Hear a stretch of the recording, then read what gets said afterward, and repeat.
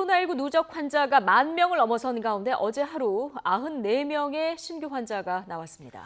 정부는 코로나19 감염 확산을 막기 위해서 강도 높은 사회적 거리 두기를 2주 더 연장하기로 했습니다. 취재기자 연결합니다. 이승훈 기자. 네, 이승훈입니다. 네, 먼저 중앙재난안전대책본부 결정 내용부터 좀 알아보죠. 강화된 사회적 거리 두기 2주 더 연장하기로 했다고요?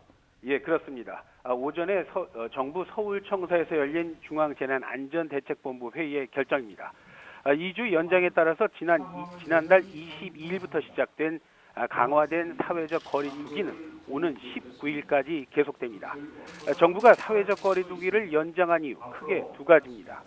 먼저 코로나19의 세계적 유행 속에 국내에서 집단 감염 발생 등의 영향으로 하루 신규 환자 규모가 100명 안팎에서 줄지 않고 있었습니다. 또 모든 해외 입국자에 대한 14일간의 자가격리 의무화를 실시한 지난 1일 이전에 들어온 해외 유입 환자도 있을 걸로 예상이 되고 있는데 이들을 통한 지역사회 감염 발생 여부를 좀 더 지켜봐야 한다는 겁니다. 네, 2주 연장된 사회적 거리 두기 구체적으로 어떻게 진행됩니까?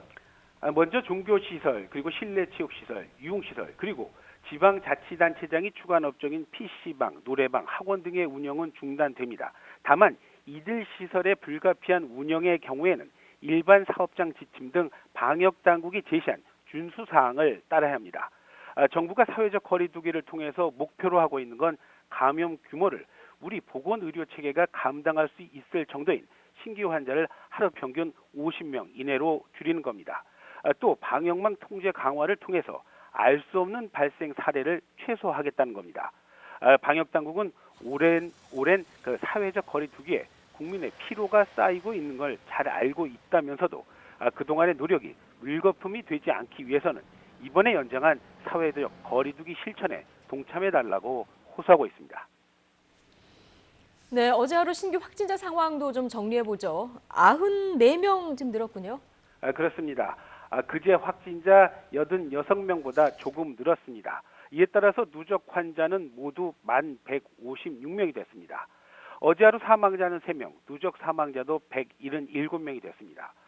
신규 격리 해제된 사람은 304명입니다. 이에 따라서 누적 완치 판정 환자도 6,325명으로 늘었습니다. 지역별로 보면 수도권과 해외 감염 사례가 많습니다. 어제 공항 검역 과정에서 확인된 환자가 15명입니다.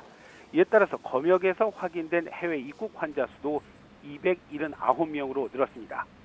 수도권에서 확인된 환자도 많았는데 소규모 집단 감염 그리고 해외 유입 사례의 영향으로 보입니다. 서울 22명, 경기 23명, 인천에서 3명의 환자가 확인됐습니다. 이 밖에 대구에서 27명, 그리고 경북에서 1명의 신규 확진자가 나왔고요. 강원 1명, 충남 1명, 경남 1명의 환자가 더 나왔습니다. 지금까지 사회부에서 YTN 이승훈입니다.